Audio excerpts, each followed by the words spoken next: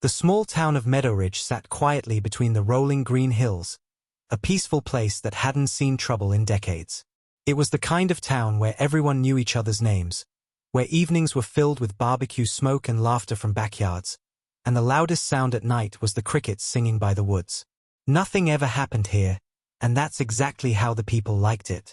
But all of that calm began to shift the day Mark arrived. He was a quiet man in his late 50s, with steady eyes and hands that moved with precision, the kind of person who fixed things before they broke. No one knew much about him except that he had retired from the city's emergency services after a long career in disaster management. He bought an old corner house near the edge of the town, surrounded by woods on one side and a clear view of the valley on the other.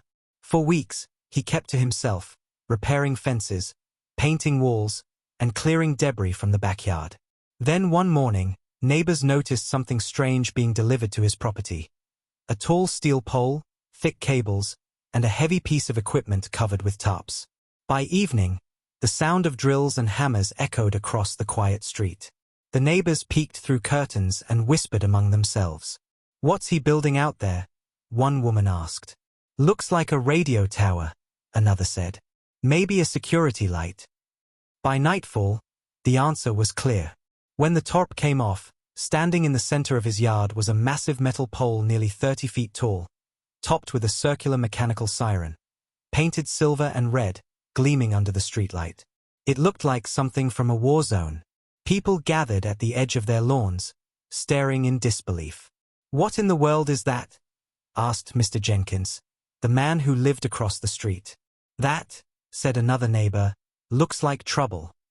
The next morning, Mark was out early, tightening bolts and connecting wires that ran underground to a control box near his porch.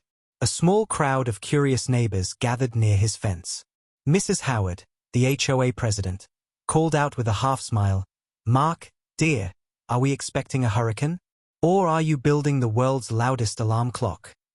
Laughter rippled through the group. Mark looked up briefly, gave a polite smile, and said, "It's a siren." "A siren," she repeated. "For what?" "For emergencies," he replied simply, returning to his work. "Emergencies?" Mr. Jenkins laughed. "We barely get rain here, man. You trying to scare the deer away?" Another neighbor added, "You spent all that money for a toy? I heard that thing costs over 50 grand. Mark didn't look up. 60, he said quietly. The laughter grew louder. They mocked him in the community group chat that night, sending photos of the siren with captions like "Mark's Alien Tower" and "Apocalypse Man on Maple Street." One even posted, "What's he expecting? A war?" But Mark didn't care. He simply replied once, "If it ever sounds, run." That message spread fast. Some people found it funny, others thought he was insane. Mrs. Howard complained to the HOA board, saying the siren ruined the beauty of the neighborhood. They sent him a letter requesting its removal. Mark read it, folded it neatly, and placed it in a drawer without reply. For him, this wasn't decoration. It was insurance. He had spent his life studying what could go wrong, how people die not from disasters, but from disbelief. He had seen towns like this before, quiet places that thought the world was safe until one night it wasn't. Every system he installed, every wire he tightened, was a small promise to himself. Never again would ignorance win. The days passed, and the siren stood tall, motionless against the sky. Kids rode their bikes past it and dared each other to touch the metal pole. Some even nicknamed it the Money Tower. The sound of laughter replaced the sound of drills, but Mark remained patient. He knew the world had a cruel sense of timing. One Friday evening, while the town gathered at the community center for their monthly barbecue, Mark sat alone on his porch, staring at the horizon. The sunset was bright red that day, too red. He noticed a faint haze hanging in the distance, like dust floating where no wind should carry it. The temperature had dropped unusually fast, and the air felt heavier than normal. He stood up, walked to his control box, and checked the small weather screen he had connected to his private system. Pressure was falling. Rapidly. He frowned. The local news said nothing about storms or quakes, just the usual cheerful forecast. But the readings on his display told a different story. Something was shifting beneath the valley floor. He turned toward the hills where the old hydroelectric dam stood. It had been there for 70 years, holding back millions of gallons of water. People trusted it like they trusted the sun to rise. But Mark had inspected it once, unofficially, when he first moved here. He saw the cracks forming in the concrete, small, hairline fractures that grew worse every year. The town never paid attention. Maintenance was expensive, and it had never failed before. That was the logic people loved until it killed them. Around midnight, the first sign came. The lights in his house flickered once, twice, then steadied. The wind outside picked up, carrying a low moan through the trees. Somewhere in the distance, a dog started barking. Then came the sound, a deep, rolling rumble like thunder, but not from the sky. It came from beneath the earth. Mark froze, his hand on the window frame. The rumble grew louder, shaking the glass, then faded away as quickly as it came. He stepped outside into the cold night air. The neighborhood was silent except for the rustle of wind through the leaves. Far away, a faint glow pulsed near the horizon, orange, then fading. It wasn't fire. It was dust illuminated by lights from the dam. Something had shifted. He walked toward the Siren, running his fingers across the cold metal surface. It stood ready, powered, silent. He looked up at it, his eyes reflecting the moonlight. "Not yet," he whispered. Across the street, a curtain moved. Mrs. Howard had seen him standing there and muttered under her breath, "Crazy old man." She closed the blinds and went back to bed. Mark stayed outside, staring at the horizon until the rumble faded completely. The next morning, the town woke as if nothing had happened. Kids went to school, coffee shops opened, and people laughed about how the power had blinked for a second last night. Mark checked his sensors again. The data didn't lie. The seismic activity was climbing. There had been a small landslide near the dam, but no one reported it yet. He tried calling the county emergency office, but no one answered on the weekend. The line just rang. By afternoon, the HOA president herself showed up at his door with 2 board members, smiling fake smiles. "Mark, we need to talk," she said sweetly. "About your Siren." He invited them onto the porch. "What about it?" he asked. "We've had complaints," she said. "It's big, it's ugly, and it scares people. It looks like we're living next to a factory." The board voted, "You need to take it down within 10 days." Mark's jaw tightened. "No," she blinked. "Excuse me." "It stays," he said. "You're not the city. You don't decide what's safe for people." The man next to her crossed his arms. "This is a neighborhood, not a bunker, pal. You're making everyone nervous." "Good," Mark said. "Nervous people listen." Mrs. Howard frowned. "What could possibly happen here, Mark? We're not near any fault lines or rivers. We don't need a siren." Mark looked toward the horizon again, the hills quiet under the afternoon sun. "You will," he said softly. "Sooner than you think." The group exchanged awkward looks and left, shaking their heads. That evening, another tremor hit, small but strong enough to rattle windows. People complained on social media, calling it weird but harmless. Some joked that maybe Mark's money siren caused it. He didn't reply. He just went outside, watching the sky grow darker, the clouds gathering thicker than usual. He felt the air again, still heavy, still wrong. The birds that normally circled the trees were gone. The insects were silent. Even the dogs were quiet now. Nature knew before humans did. As night came again, he sat on his porch, the glow from his laptop showing graphs and warning lines climbing higher and higher. At 11:32 p.m., the first real quake hit. It was small, just enough to shake the glass on the table and make the wind chime jingle violently. A loud thud echoed from the direction of the hills, rock falling, echoing through the valley. The lights flickered again. This time, they didn't come back. The whole street went dark. Mark stood, heart pounding, and grabbed his flashlight. The silence after the power outage was suffocating. He stepped outside. The town was pitch black, the moonlight barely cutting through the low clouds. Somewhere, a transformer sparked and went dead. He turned toward the Siren, its control box blinking faintly on battery mode. He placed his hand on it, his face lit by the red glow of the standby light. The faint rumble came again, this time stronger, vibrating through the ground and into his feet. He looked toward the distant hills and saw something he'd prayed never to see. A faint flash of light followed by a rising plume of dust. The dam. It wasn't breaking yet, but it was moving. He whispered, "No, no, not yet." The wind shifted suddenly, bringing with it the smell of wet earth and rain.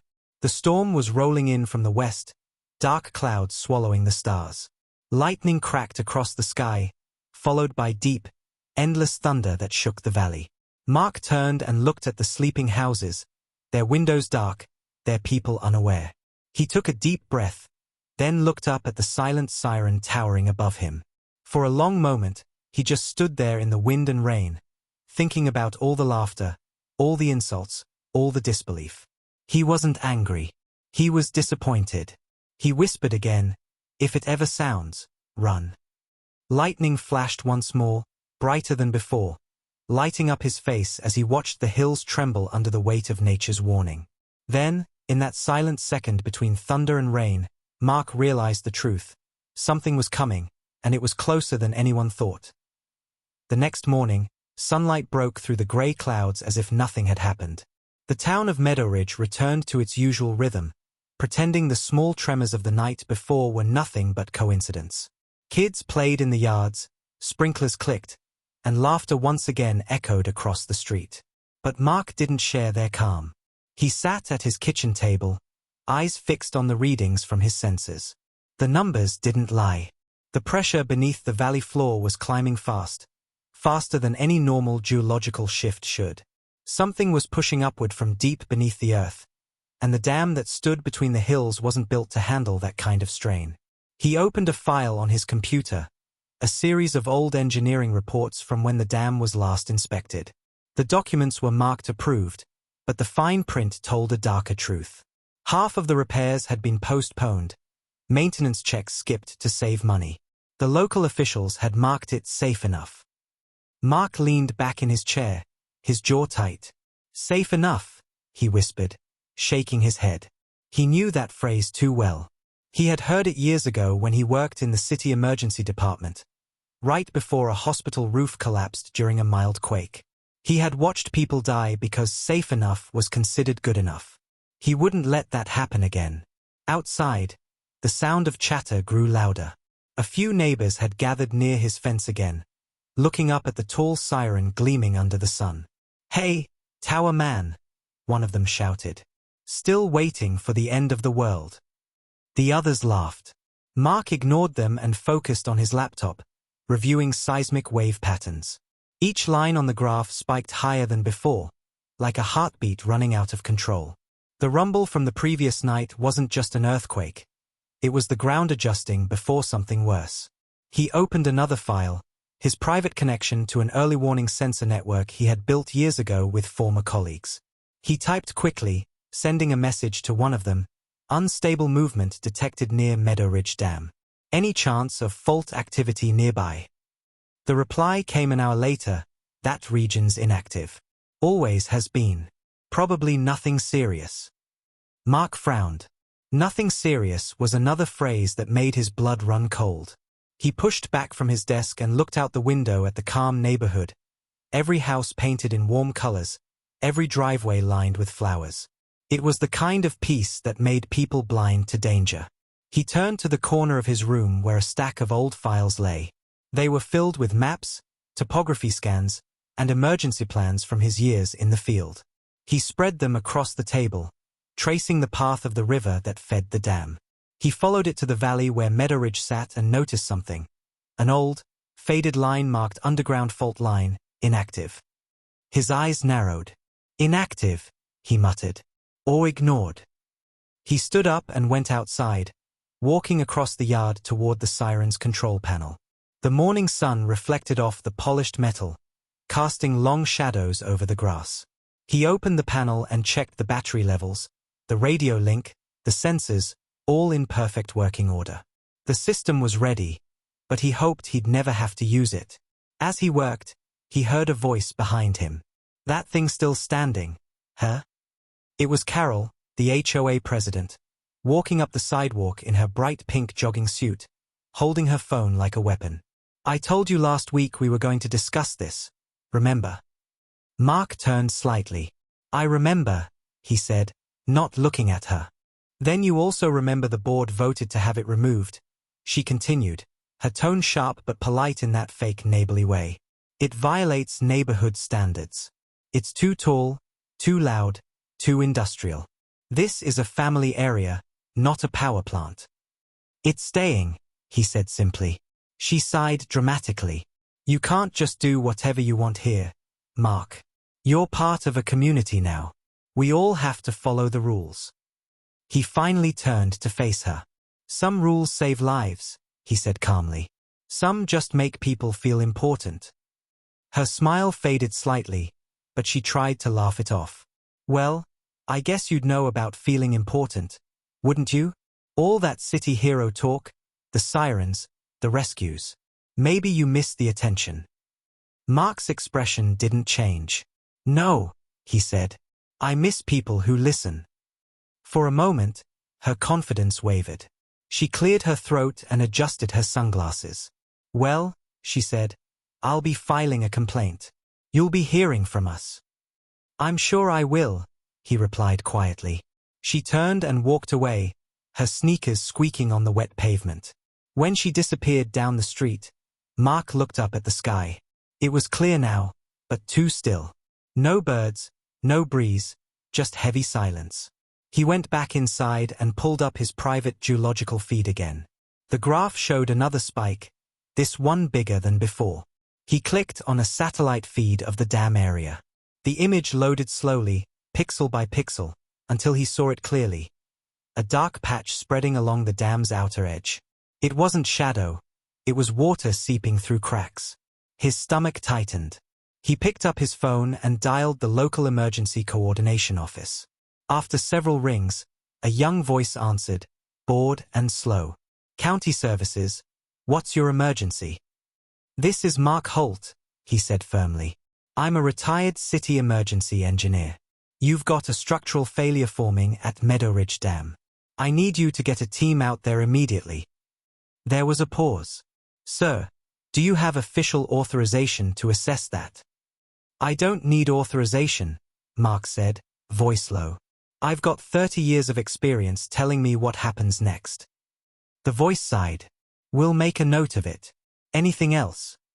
"Yeah," Mark said. "When that wall goes, you won't have time to make notes." The line clicked dead. He put the phone down and stared at it for a long moment.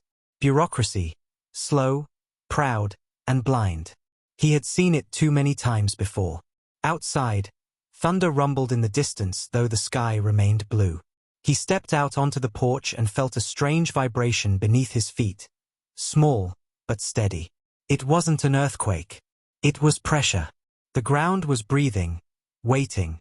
Later that afternoon, a teenage girl from next door, Lily, came by. She had a notebook in her hand, her school badge still pinned to her shirt. "Hey, Mr. Holt," she said shyly. "Can I ask you something?" He smiled slightly. "Sure, kid. Why do you have that big siren? Everyone says it's useless." Mark looked at her, then at the tall metal structure. "It's not useless," he said. "It's patient." She tilted her head. "What's it for?" "For when people don't listen," he said quietly. She laughed nervously. "That sounds creepy." He smiled faintly. "It's only creepy if I'm wrong." She didn't understand, but she nodded anyway. "Okay, well, my mom says they're going to make you take it down." "They can try," he said. "But when it sounds, tell her to run." Lily frowned, half joking, half scared. "Run from what?" Mark didn't answer. He just looked toward the hills again. That night, he couldn't sleep. The tremors were back, stronger than before. The clock on his wall ticked louder than usual, marking time he no longer trusted. Around midnight, rain began to fall lightly against the windows. He stood by the siren again, checking the control box. The green light blinked steadily, meaning the system was ready. He could activate it manually if needed. His sensors beeped once, then twice, showing another shift underground. He stared at the data, whispering, "Not yet, just hold." Lightning flashed far away, faint but constant, like warning shots from nature itself. Mark looked up at the siren, the water dripping down his coat, the wind beginning to pick up. He remembered all the times people laughed at safety until it was too late. He had learned long ago that danger didn't announce itself with drama. It crept quietly, disguised as normal days. The neighborhood was asleep now, lights off, lives calm, while under their feet the ground prepared to teach them a lesson about arrogance. Mark stayed outside for hours, standing beside his siren like a soldier guarding the last watchtower. He didn't know when it would come, but he knew it would. The rain didn't stop that night. It came in waves, tapping on rooftops and sliding down windows like quiet warnings no one wanted to hear. The sound filled the town, soft and endless, but beneath that peace, something deep under the valley was shifting, something alive, slow, and dangerous. Mark sat in front of his laptop, his eyes fixed on the screen glowing in the darkness. The readings were worse than before. The vibration levels under the dam had doubled. The pressure index flashed red. He zoomed in on the structural map. Lines ran across the concrete like veins, each one pulsing with new stress. He rubbed his forehead, muttering, "It's close, too close." Outside the thunder rolled low, steady, like a heartbeat of something approaching. The siren stood silent beside his porch, the rain dripping down its metal sides, waiting for its purpose, waiting for its moment. The world around it was asleep, blind and peaceful. The kind of peace that made him nervous. He opened his old radio system, tuned it to the emergency channel. Static filled the room. He spoke into the microphone. "This is Mark Holt, former emergency operations coordinator, Meadow Ridge area. This is a warning. The dam is showing structural failure signs. Repeat, possible failure within hours. Request immediate inspection." But the only reply was static and a tired voice saying, "Sir, that channel's for active responders only. Please refrain from interference." The line went dead. Mark stared at the radio. Shaking his head slowly, he had seen this before, seen how systems designed to protect people became the walls that trapped them. He opened his email and typed fast, sending reports to the county office, to the local news, even to a few colleagues he hadn't spoken to in years. His message was clear. If the Meadow Ridge Dam fails, the town below will not survive. The pressure levels are unstable. Evacuate now. Then he sat back and waited, but no replies came. Just the quiet hum of rain and the soft ticking of the clock. Hours passed, and still nothing. The news channels showed happy anchors talking about the weekend market, about mild rain and cozy nights. Not one mention of danger. Mark stood and looked outside. The valley was wrapped in fog.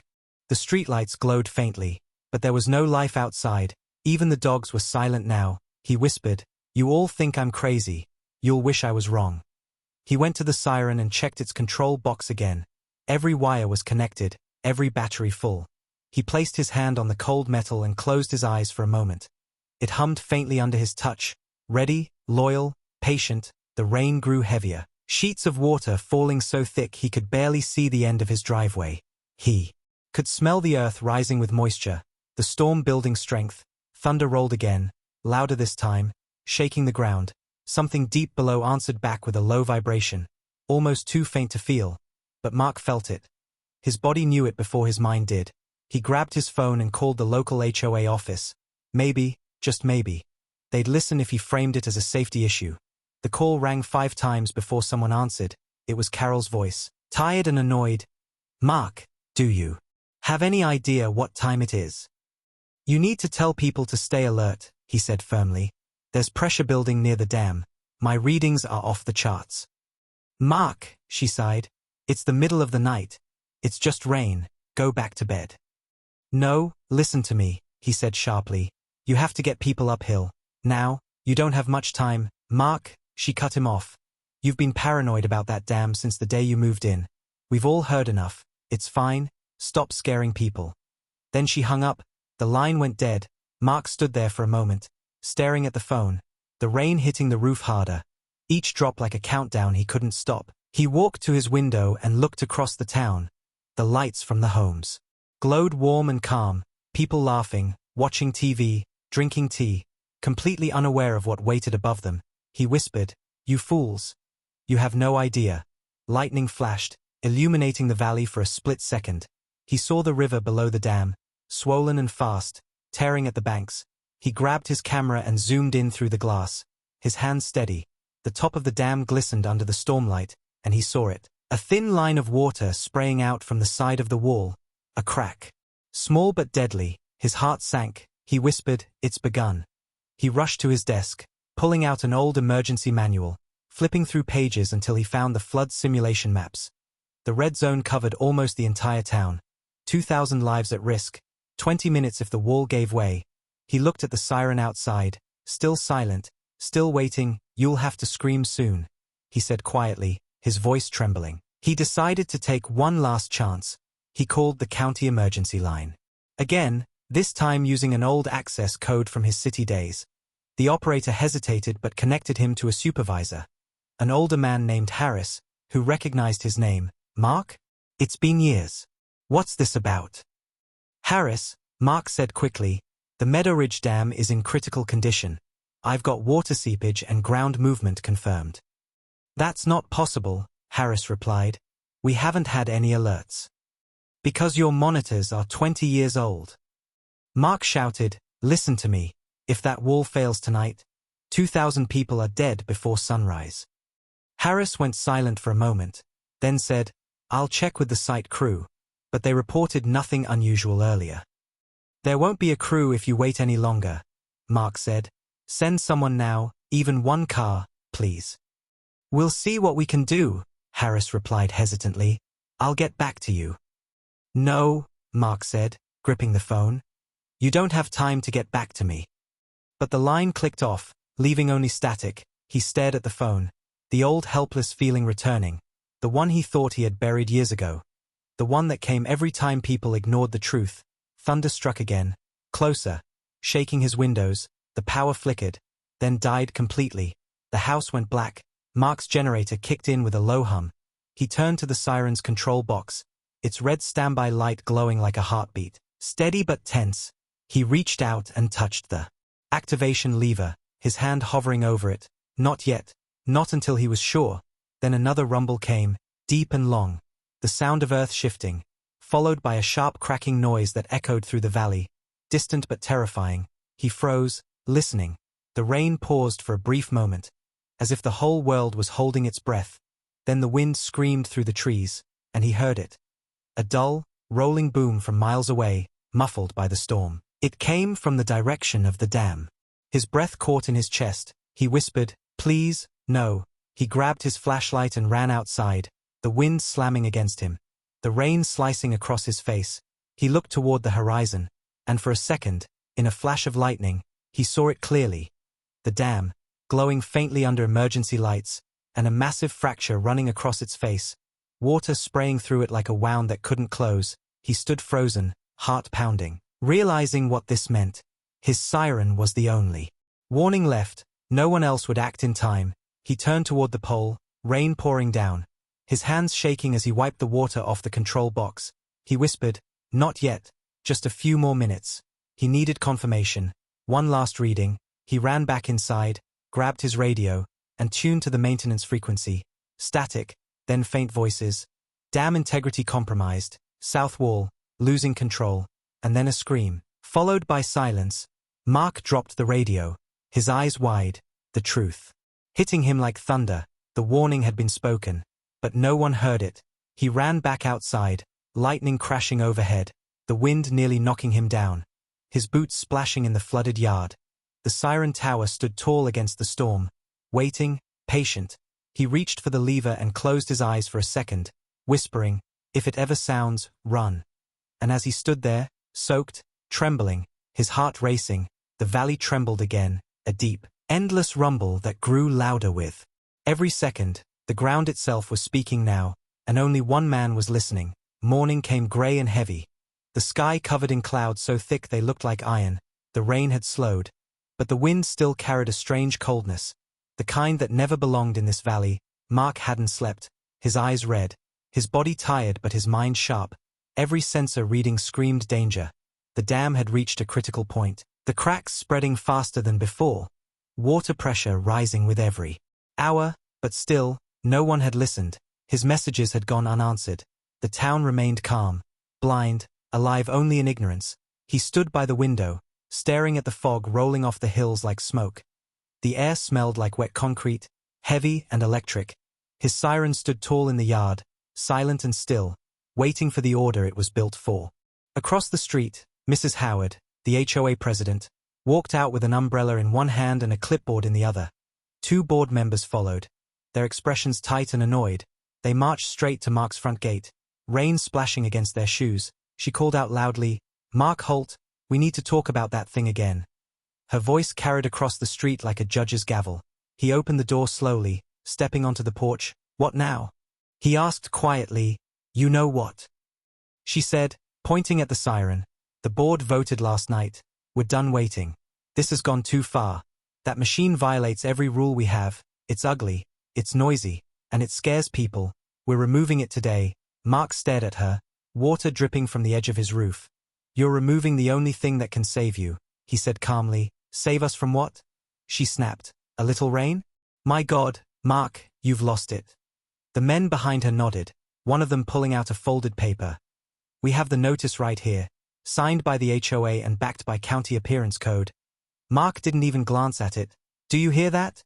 he asked suddenly. They frowned, listening. "Hear what?" "The ground," he said softly. "It's been shaking all night. You just don't feel it because you don't want to." They looked down, confused, rain hitting the mud around their feet. Mrs. Howard rolled her eyes. "You're delusional," she said. "You've been obsessed with this doomsday nonsense since the day you moved in. This town has been safe for generations." Mark took a slow breath, stepping down from the porch, his boots sinking slightly into the wet ground. "Generations don't stop the earth from moving," he said. "The dam's cracking, the pressure's too high, and if you take that siren down now, you'll be digging your own graves." She let out a short, sharp laugh. "You think scaring people gives you power, Mark, but all you've done is make enemies." The wind picked up suddenly, ripping at umbrellas and howling through the trees. A loose sheet of paper tore from the clipboard and flew away. The sky darkened like dusk had arrived early. Thunder rolled in the distance, deep and heavy. One of the men looked nervous. Maybe we should come back." "No," she snapped. "We're finishing this now." She turned back to Mark. "Our contractor's on the way. He'll take that thing down before noon." Mark looked past her, his eyes fixed on the hills far behind her shoulder. For a moment, his face went pale. He could see faint mist rising from the dam, not from rain, from the cracks spraying water into the air. It was starting. He looked back at her, his voice low but sharp. "If you touch that siren, you'll never see another morning." Her smile faltered. "Is that a threat?" "No," he said. "It's a warning." Thunder boomed again, louder, shaking the street. The sound echoed through the valley, car alarms blaring in response. The board members looked uneasy. "We should probably reschedule this," one muttered. "Nonsense," Mrs. Howard barked. "We've waited long enough. Call the contractor." Mark stepped closer, rain pouring harder now, lightning flashing behind him, making his figure look taller, his voice calm but heavy. "If that siren doesn't sound when it needs to, none of you will have time to call anyone," she glared. "You think this is some movie, don't you? You're just trying to be a hero." "Heroes don't argue," he said quietly. "They act." She shook her head, exasperated. "I'm done with this conversation. Remove it," she shouted, waving to the man with her. He hesitated. There's lightning." "I said remove it," she yelled. Thunder cracked so loud it made them all flinch. A flash of light split the sky, striking somewhere behind the hills. The ground trembled briefly. The men stepped back, frightened. "That wasn't normal," one whispered. Mark turned his head toward the sound, his instincts confirming his worst fear. That wasn't just thunder, it was the dam. He could feel it. He didn't wait to argue. He ran past them, heading for the control box. "What are you doing?" she shouted after him. "Getting ready," he said, rain pouring into his face, the wind nearly knocking him down. Lightning flashed again, and for the first time, Mrs. Howard saw what he saw, far off in the distance. The horizon was wrong. a faint white mist rising. Like smoke, twisting above the treetops. She frowned. "What is that?" Mark didn't look back. "That's your warning," he said. "And it's the last one you'll get." He checked the control box. The red light blinked faster now, meaning the signal from the dam sensors had reached critical. He could activate it manually. But the HOA members were still standing there, shouting, "You can't touch that." One yelled, "It's HOA property now." He looked up at them, rain running down his face, and said, "Then pray your rules can swim." They didn't understand what he meant until the ground shook again, this time harder, windows rattled, and somewhere far away, a faint cracking sound echoed through the valley, long and deep, like the earth itself was breaking. Mrs. Howard stumbled, grabbing the gate for balance. "What was that?" she gasped. Mark's eyes were locked on the hills. He whispered, "That was the dam." The men looked where he was looking. One of them shouted, "There's water." They could see it, a faint shimmer moving fast down the valley, white foam rolling.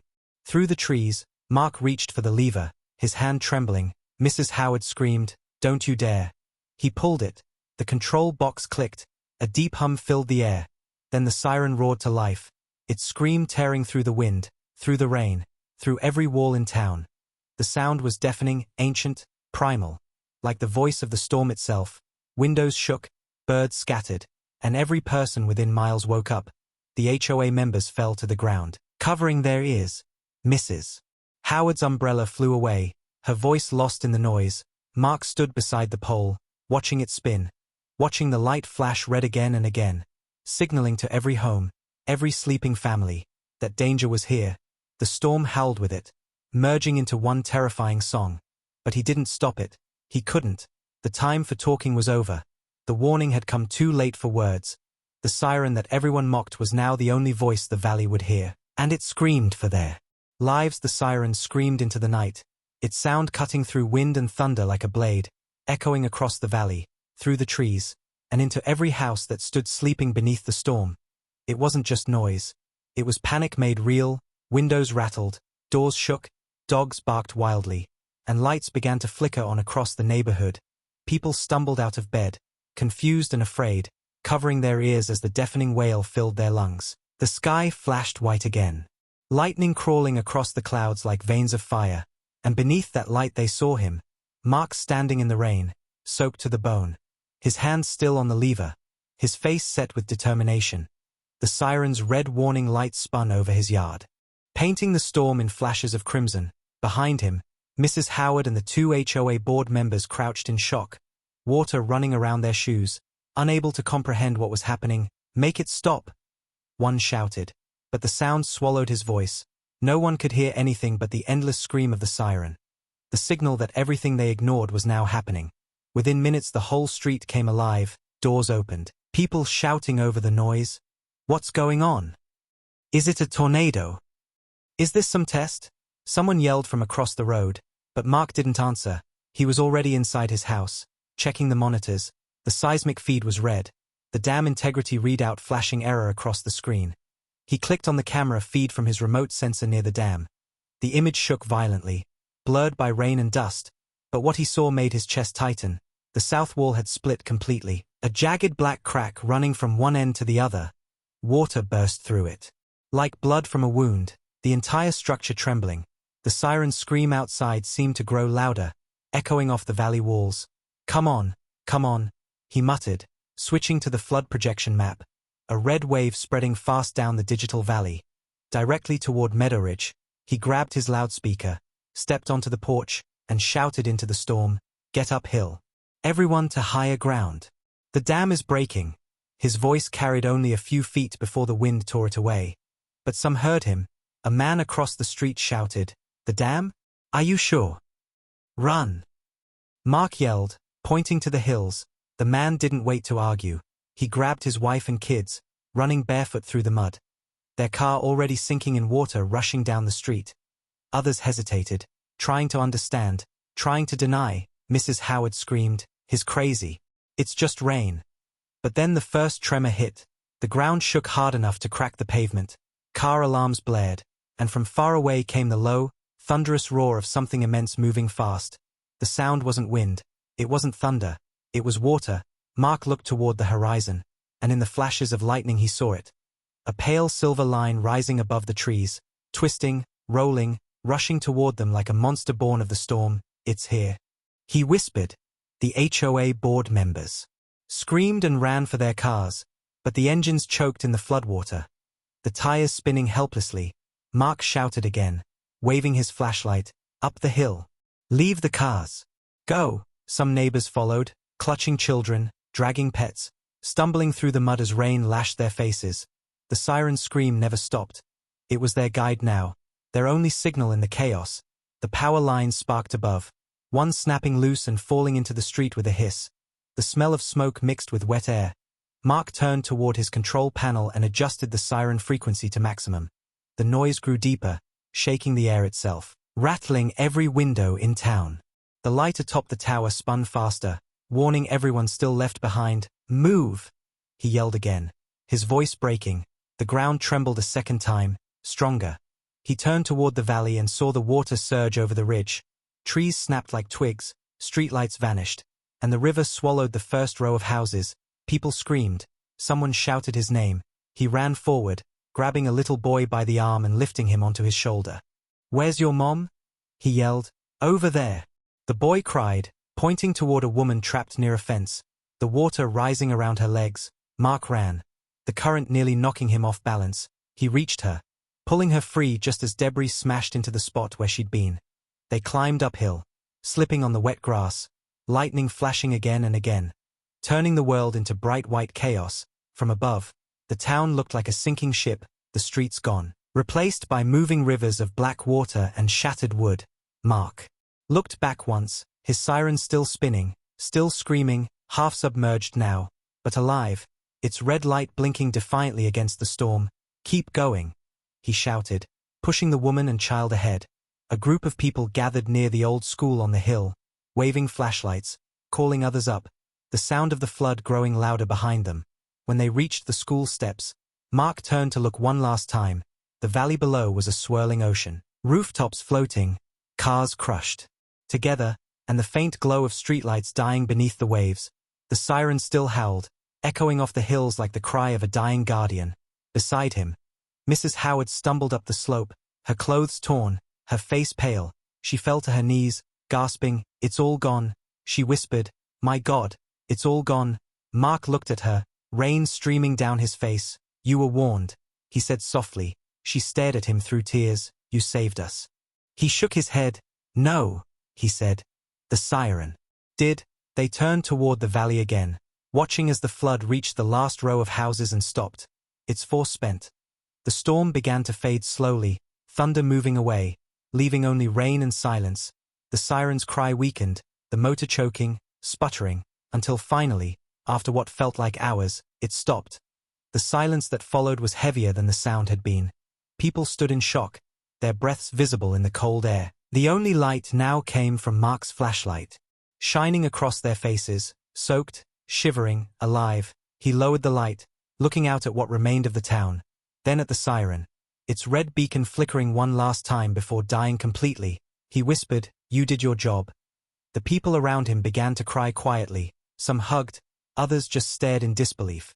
The school bell above them rang once, moved by the wind, a lonely sound against the endless night. Mark sat down on the steps, exhaustion hitting him all at once. He looked at his trembling hands, then up at the people who had mocked him, the ones who had called him paranoid, now standing there because his warning had come in time. The rain softened, and in the faint dawn light breaking behind the clouds, he saw it clearly for the first time. The water had stopped just below the hill, the entire lower valley underwater, but everyone here safe, 2,000 souls spared because one man refused to listen to laughter. The siren tower stood half-drowned, its shape still visible through the fog, silent but victorious. Mark closed his eyes for a moment, letting the sound of the fading rain fill his ears. No words, no pride, just quiet relief. He had done what he came to do, and when he opened his eyes again, the world was forever changed. The storm passed slowly, leaving behind a silence heavier than thunder. The rain had stopped, but the valley was drowned beneath it. What had once been a quiet, beautiful town was now an endless lake of dark water reflecting the pale light of dawn. Rooftops floated where streets once ran. Trees leaned broken, and cars lay half-buried under layers of mud and debris. The smell of wet earth and twisted metal filled the air. The wind had gone. The birds had gone. Even the insects were silent, as if the world itself was holding its breath after what it had just witnessed. Mark stood on the hill near the old school, soaked and exhausted, his clothes torn, his face lined with mud. Behind him, families huddled together under blankets, children shivering, parents whispering prayers of relief. They were safe, alive, 2,200 souls breathing because one man refused to take down his siren. The one they mocked, the one they called a waste, now stood half-submerged at the bottom of the hill, silent but defiant. Its red beacon dimly blinking in the distance like a heartbeat that refused to die. People stared down at it in awe. The same neighbors who had laughed days ago now looked at it with tears in their eyes. The HOA president, Mrs. Howard, sat on the wet grass, her hands trembling, her mascara washed away, staring at the destroyed town. She whispered, "It's gone, everything's gone." Mark turned to her, his voice quiet but steady, "Not everything." She looked up at him, confused. He pointed to the crowd gathered behind them. "They are still here." She followed his hand and saw the people. The mothers holding their kids, the old men wrapped in coats, the teenagers helping carry supplies from the school building. Life still moving, still surviving. Her lips trembled as she said, "You saved us." Mark looked away toward the flooded valley, his tone heavy. "No, I warned you, and the siren saved you. I just didn't let you stop it." His words cut through the air like truth itself. She wanted to reply but couldn't. Her guilt was too deep, her pride too shattered. She turned her face toward the water, silent. The sheriff's truck arrived an hour later, splashing through the mud up the hill. His lights flashing faintly, Sheriff Daniel stepped out. His hat soaked, his face grim. "My God," he whispered, looking down at the flooded town. "I've never seen anything like this." He turned toward Mark. "You did this." Mark shook his head slowly. "No, nature did. I just made sure people heard her coming." The sheriff nodded, his eyes filled with respect. "You saved them, Mark, all of them." Mark didn't answer. He was staring at the broken horizon, thinking of the noise, the chaos, the sound of water swallowing homes. It replayed in his mind over and over. The sheriff put a hand on his shoulder. "The county's sending helicopters. They'll pick people up soon. We're setting up a shelter up north." "Good," Mark said, his voice rough. "They'll need warmth."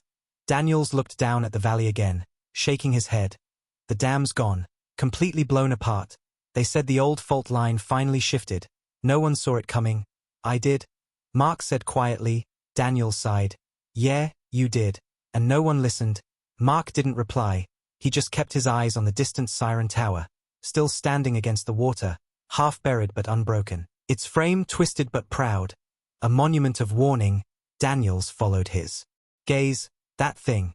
It's the loudest sound I've ever heard." "It had to be," Mark said softly. "It had to fight through their disbelief." Hours passed. Rescue boats began to arrive, weaving through the submerged streets, carrying people to safety. Mark helped carry children into the boats, lifting old men from wheelchairs. His muscles aching but his movements calm and steady. He never once stopped to rest, even when others told him to. Mrs. Howard watched him from the steps of the school, tears running down her face. She finally walked toward him, her voice weak. "Mark," he looked up. "I'm sorry," she said. "For everything I said, for everything we did. We almost destroyed the only thing that saved us." He didn't speak for a moment, then said, "You didn't want to see the danger because it was inconvenient. People like that never survive history. You're lucky the siren didn't care what you thought." She nodded slowly, unable to argue. "What will you do now?" she asked. He looked out at the valley. "Rebuild the warning, fix the siren. Maybe people will listen next time." She smiled weakly. "After this? They'll never forget." But deep down, Mark knew human memory was short, and fear always faded faster than gratitude. Still, he didn't say it. He just turned away, walking toward the siren. The water had lowered slightly, enough for him to reach the control box. It was covered in mud, wires torn, lights flickering weakly. He crouched beside it, cleaning it with his sleeve. "You did good," he whispered. "You did what I built you for." The red light blinked one last time before dying completely.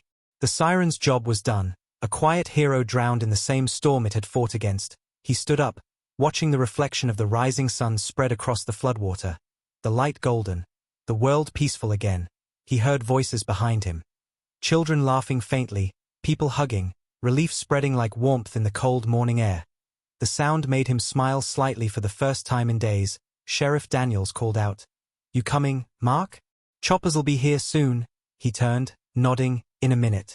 He walked back up the hill, looking one last time at his town, or what was left of it. Roofs floating, smoke rising, debris covering what used to be lives. But above it all, the hill stood untouched. A small piece of land that had become the line between life and death. He whispered, "You said I was crazy, but you still ran when it screamed." He smiled faintly, his breath visible in the cool air. The memory of the siren's cry still echoing in his mind. When the helicopter finally came, he climbed aboard last, sitting near the door, watching as they lifted above the valley. The full scale of the destruction revealed, the town gone, the lake expanded, but on the far end, still visible, the top of his siren tower stuck out of the water like a monument of defiance, shining under the sun. As if saluting him one last time, he whispered under his breath, "Sleep well, my friend." As the helicopter rose higher, carrying them towards safety, the valley disappeared beneath the mist, silent again, but not forgotten. The world would soon know about the man who built a siren everyone mocked. The man whose warning saved an entire town. The man who believed when no one else would. Days passed since the night the siren screamed. The storm was gone, but its memory stayed carved into every broken street, every fallen tree, and every quiet breath of the people who survived. The valley that once held laughter now held water, a new lake that swallowed homes and history, reflecting the morning sun like a giant silver mirror. Helicopters still circled above. Rescue teams worked day and night, lifting people, bringing food, and clearing the wreckage piece by piece. Mark stayed until everyone was safe, refusing to rest. Refusing to leave. When he finally stepped onto solid ground beyond the flood zone. Reporters surrounded him, cameras flashing, microphones in his face. "Sir, how did you know? Did you predict the dam collapse? Is it true your siren saved over 2,000 people?" He just looked at them, exhausted but calm. "I didn't predict it," he said softly. "I just listened." They waited for him to say more, but he didn't. He turned and walked away, his boots leaving muddy footprints on the wet pavement. Behind him, the journalists shouted his name, their voices fading in the wind. He didn't care about fame. He had never wanted it. The only sound he missed was the hum of his siren, the voice that had spoken. When no one else dared, a week later, the water finally began to settle. The valley looked different now. The outlines of rooftops visible under the surface, fences twisted like paper, roads erased. The town was gone. But its people lived. That was enough for him.